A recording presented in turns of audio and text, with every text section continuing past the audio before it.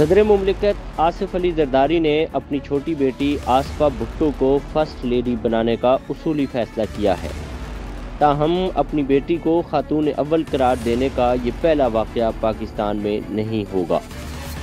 اس سے قبل field marshal Ayub Khan نے صدر بننے کے بعد اپنی بیٹی نسیم اورنگزیب کو خاتون اول قرار دیا تھا۔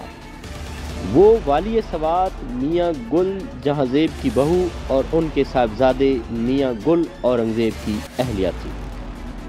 میاں گل اورنگزیب بلوچستان اور خیبر پختونخوا کے گورنر بھی رہے۔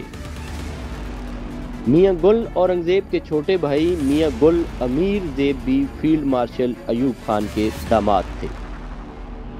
ایوب خان کی چھوٹی بیٹی جمیلہ امیر زیب کی اہلیہ تھی۔ نسیم اور جمیلہ پی ٹی آئی کے سیکرٹری جنرل عمر ایوب خان کی پھوپھیاں تھیں۔